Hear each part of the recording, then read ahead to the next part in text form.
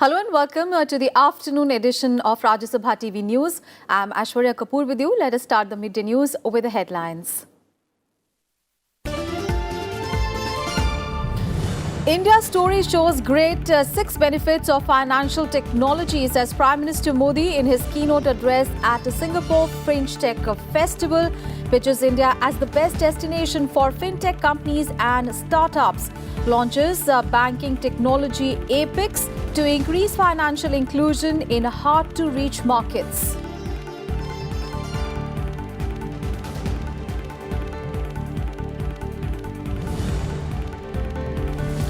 India a positive factor in regional and international relations, says US Vice President Mike Pence appreciates strong leadership of Prime Minister Modi during bilateral talks between two leaders. Prime Minister Modi invites the US to set up a defense industry in India, holds talks on regional economic integration with the Singaporean Prime Minister.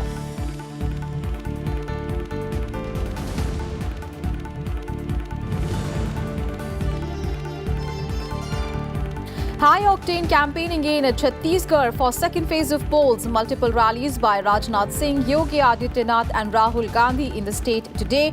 Congress releases second list of candidates for Telangana.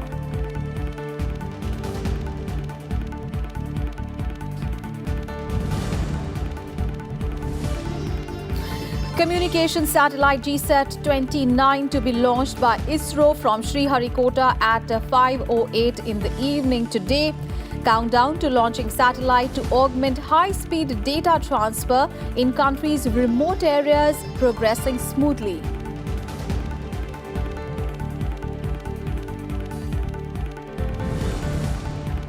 And major setback to Sri Lankan President Maithripala Sirisena. Lankan Parliament passes no confidence motion against government headed by Mahinda Rajapaksa by voice vote. Ousted Prime Minister Vikram Singhe's party demands Rajapaksa steps down.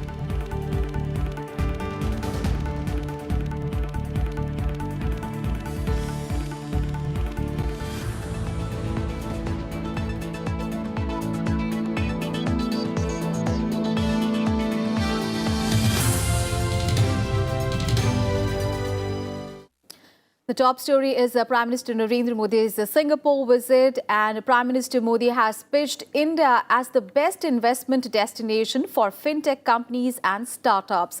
Delivering the keynote address at the Singapore Fintech Festival, the Prime Minister said the Indian story shows 6 great benefits of fintech. As the first head of government to address the world's largest event on financial technology, the Prime Minister said that financial inclusion has become a reality for 1.3 billion Indians, with the government launching a number of people-friendly digital platforms. There is an explosion of fintech innovation and enterprise in India. It has turned India into a leading fintech and startup nation in the world. The future of fintech and Industry 4.0 is emerging in India.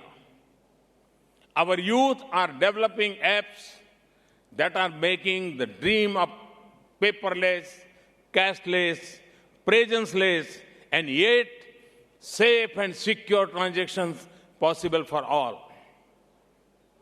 That is the wonder of India's tech, simply the largest set of application programming interface in the world.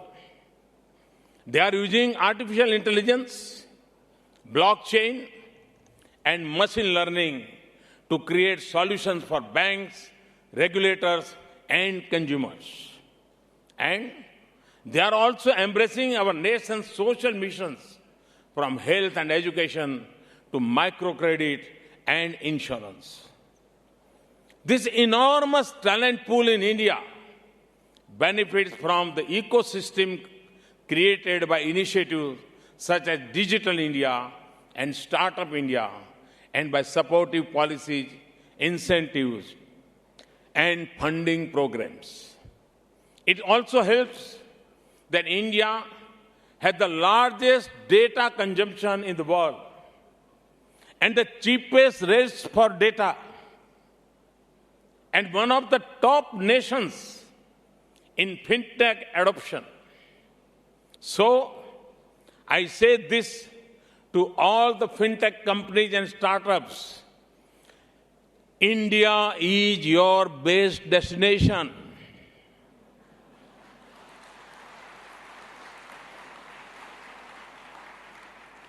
The economies of scale achieved in India by the LED bulb industry allowed this energy-efficient technology to become more affordable globally. Likewise, India's vast market can enable fintech products to achieve scale, reduce risks and cost, and go global. Friends, in short, the Indian story shows 6 great benefits of fintech: access, inclusion, connectivity, ease of living, opportunity, and accountability. And following the address, the Prime Minister also launched APIX, or Application Performing Interface Exchange, which is a global fintech platform. APIX will eventually connect Indian companies to financial institutions globally. About 30,000 people attended the Prime Minister's keynote address. And the Prime Minister also visited the Indian Pavilion at the Singapore FinTech Festival. With 18 participants, Indian Pavilion has the highest number of companies among the 16 country pavilions in the exhibition.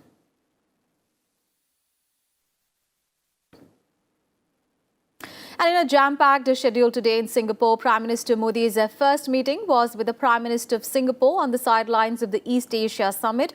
The two leaders had a good exchange of views on cooperation in financial technology, enhanced connectivity and regional economic integration. And the Prime Minister also met the US Vice President Mike Pence. The two leaders discussed bilateral ties, including defense cooperation and the need for maintaining a free and open Indo-Pacific.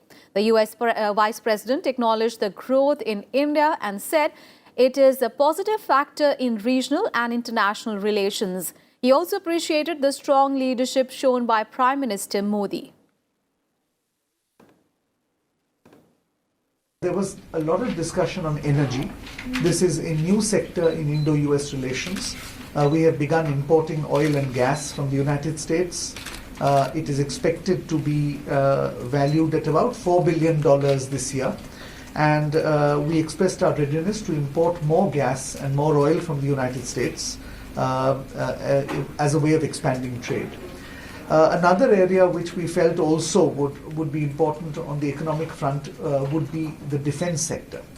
There, of course, both sides agreed that there has been a substantial enhancement in our defense relationship, in our imports of equipment from the United States. But Prime Minister in particular stressed that there was a great opportunity for the United States and India in making defense equipment and in setting up defense industry in India. Not only because India is a substantial market, but because the way we are placed regionally, we can become a hub for exports to the rest of the region.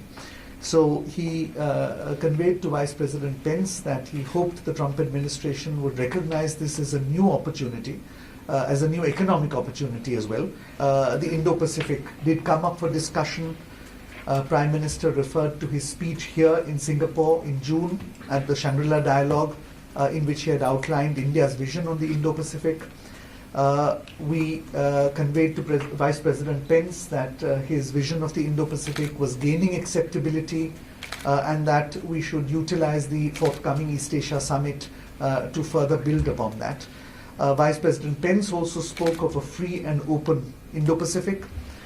He felt that India's contribution in ensuring this would be important, and we then discussed how both sides can strengthen cooperation in this area to ensure that this is an area of growth, of prosperity, of development, and of benefit for the countries of the region in the future.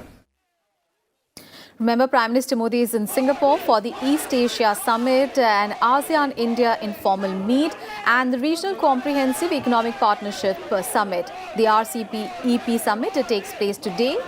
And this is Prime Minister's second visit to Singapore this year and his fifth engagement at the East Asia Summit.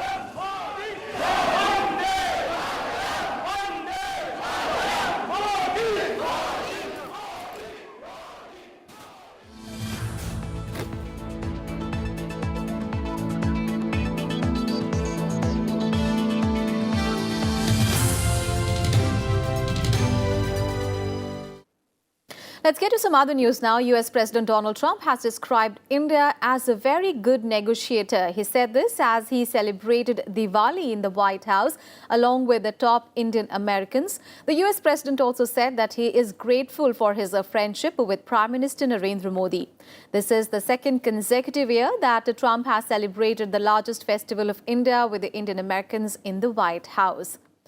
The US President tweeted after the ceremony saying, "It was my great honor to host a celebration of Diwali, the Hindu festival of lights, in the Roosevelt Room at the White House this afternoon. Very, very special people."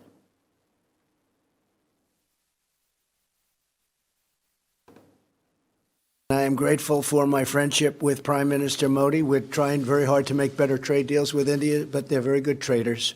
They're very good negotiators, you would say, right? The best. So we're working, and it's moving along.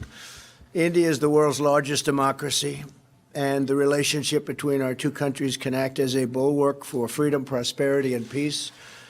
As we light the diya in the White House, and we join in the fellowship with all of those who light lamps in their own homes, cities, and places of worship.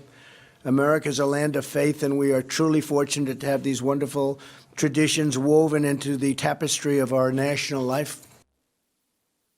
And Twitter co-founder and CEO Jack Dorsey on Tuesday met Prime Minister Narendra Modi and discussed the importance of global conversations on social media platforms.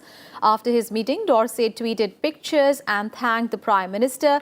He said he enjoyed the conversation about the importance of a global conversation. The Prime Minister said that he was delighted to meet the Twitter CEO and see the passion with which he is leading Twitter. The Prime Minister said that he enjoyed being on the medium where he has made great friends and see every day the creativity of people. Twitter counts India among its priority markets.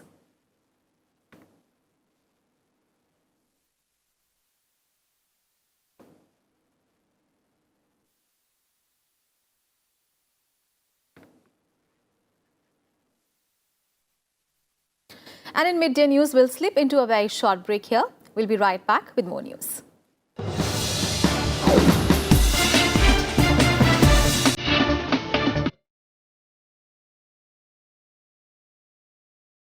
Hello and welcome. I'm Chakshu Roy and you're watching Laws in the Making on Rajya Sabha TV.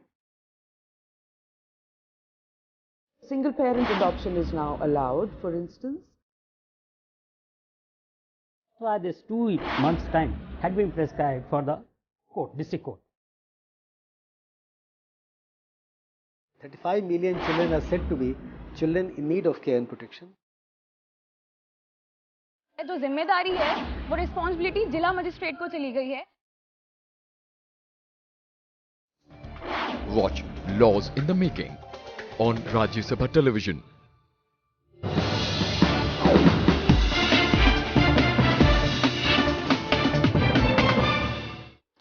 Welcome back after the break, and now let's get you all the news and updates from 5 election-bound states.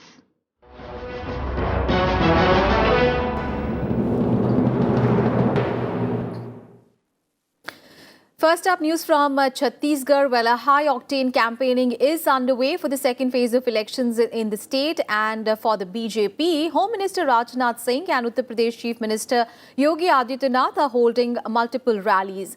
Rajnath Singh's rallies are in Marwahi, Shakti and Masturi, and Yogi Adityanath is campaigning in Kurud, Chakradhar Nagar, Korba, Takhatpur and Tifra.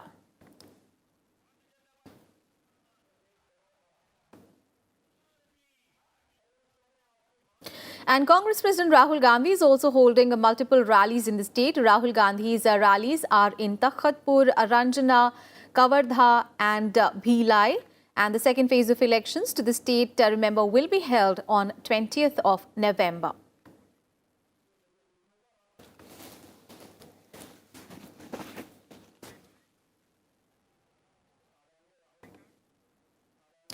The Election Commission has released the figures for the first phase of polling in Chhattisgarh. The Election Commission said that 76.28% polling was recorded in the 12th of November poll, during which 18 constituencies in the Naxal-hit areas voted. Remember, in the 2013 assembly polls, the poll percentage was 75.93. This time, the state recorded a rise of 0.35 in the poll percentage. The second phase is scheduled to be held on 20th of November and the results will be announced on 11th of December. The state has a 90-member assembly.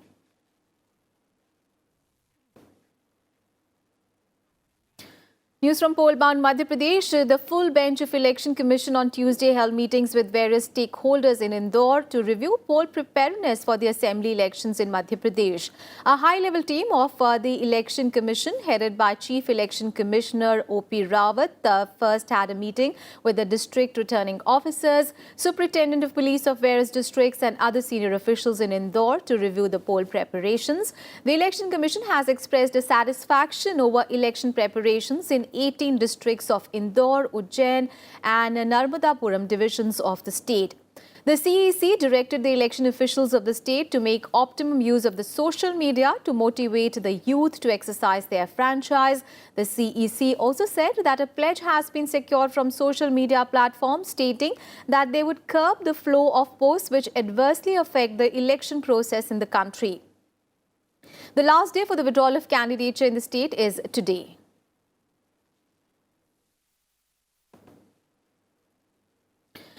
News from Rajasthan, where BJP MP from Dausa, Harish Chandra Meena, has joined the Congress party today.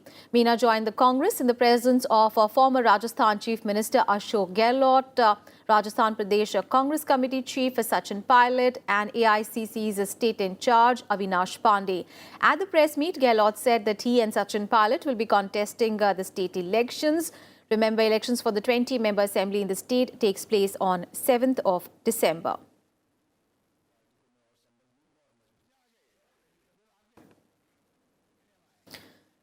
And the Congress party has released a list of 10 candidates for the upcoming Telangana Legislative Assembly elections. This is the second list for the party after its first list of 65 candidates earlier.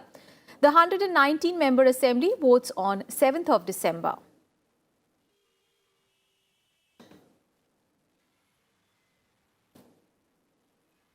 And in Mizoram also, campaigning has gained momentum for the assembly elections, with the top leaders of all political parties touring all the corners of the state to woo the voters. Major issues in the election include development, unemployment and roadways infrastructure. For the 28th of November assembly elections, 112 candidates are in the fray after the scrutiny of nominations, and today is the last day for the withdrawal of candidature.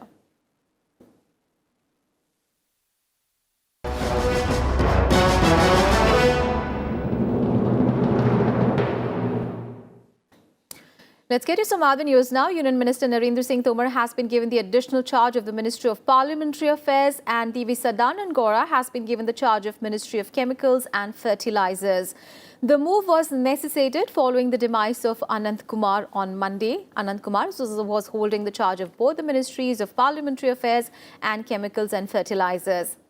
Now, Sadanand Gaura is the Minister for Statistics and Program Implementation.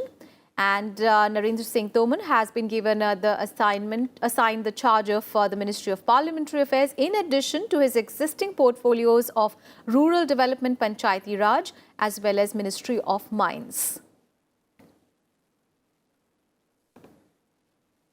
On to the other top story of the day. Indian Space Research Organisation, or ISRO, will launch the communication satellite GSAT-29 today evening from the Satish Dhawan Space Centre in Sriharikota.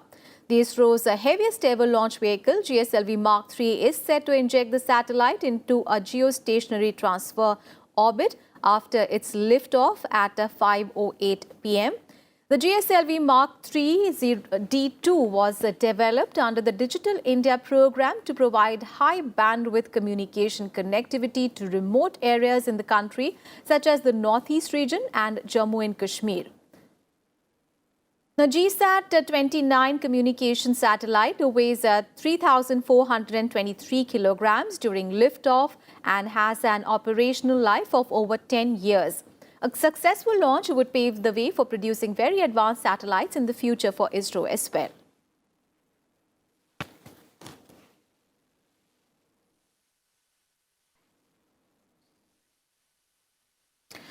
And as the cyclone GAJA in the west central bay is approaching the Tamil Nadu coast, the state administration is taking several precautionary measures. According to the Indian Met Department, cyclone GAJA is expected to get intensified into a severe cyclone in the next 24 hours and make a landfall in between Pamaban and Kudalur. Now, heavy rainfall is likely to lash the coastal areas of Tamil Nadu today and tomorrow. GAJA is expected to strengthen into a severe cyclonic storm and produce winds equal to a Category 1 hurricane. Puducherry government has put its entire machinery on full alert to meet the impact of cyclone GAJA. The Met Department has warned that isolated places may experience extremely heavy rainfall. And fishermen have also been advised not to venture into the sea. 4 teams from the State Disaster Response Force have also been sent to vulnerable places, and people have been asked to stay indoors during the landfall of the cyclone.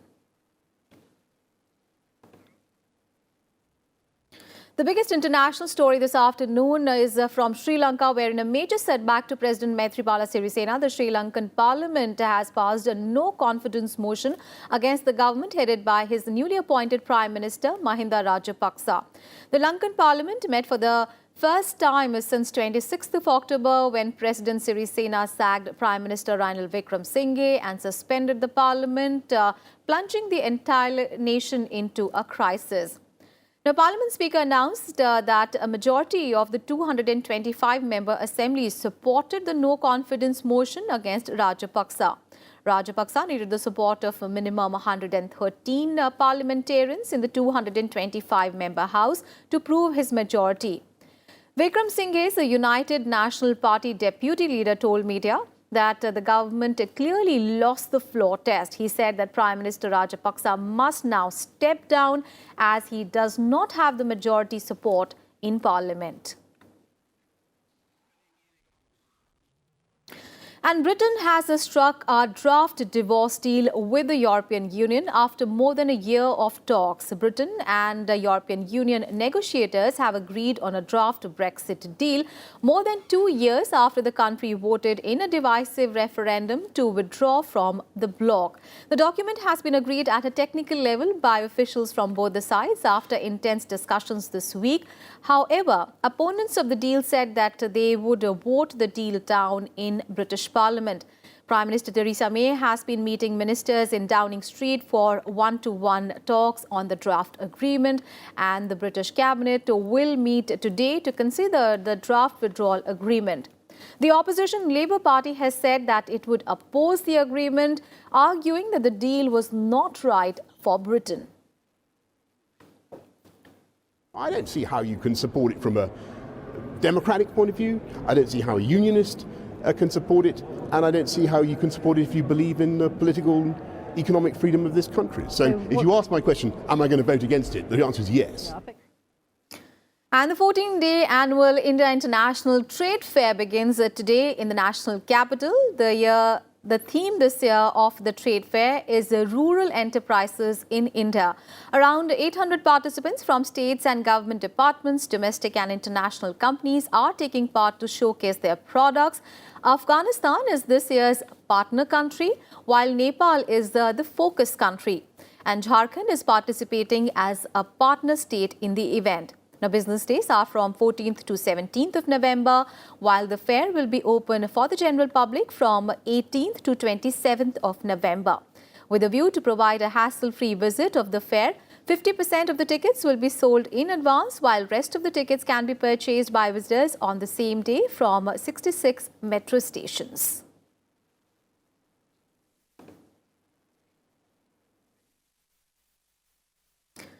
And the nation is marking the 129th birth anniversary of the first Prime Minister, Pandit Jawaharlal Nehru. President Ramnath Kovind paid a tribute to Pandit Nehru. In a tweet, he wrote, remembering Jawaharlal Nehru, our first Prime Minister, on his birth anniversary. Vice President M. Venkaiah Naidu also paid tributes, calling and recalling his invaluable contributions towards the building of modern India. And Prime Minister Narendra Modi remembered Jawaharlal Nehru on his birth anniversary. In a tweet, Prime Minister Modi said, "We recall his contribution to our freedom struggle and during his tenure as Prime Minister." Lok Sabha Speaker Sumitra Mahajan led parliamentarians in paying tributes to the first Prime Minister at the Central Hall of Parliament. Besides Sumitra Mahajan, senior leaders L.K. Advani, Sonia Gandhi, Ghulam Nabi Azad, Mallikarjun Kharge, Bhupender Singh Hooda, among others, paid homage to Jawaharlal Nehru.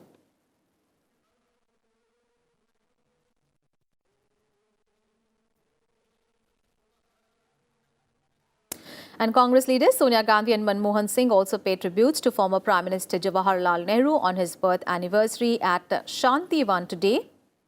Remember, his birthday is also marked as the Children's Day.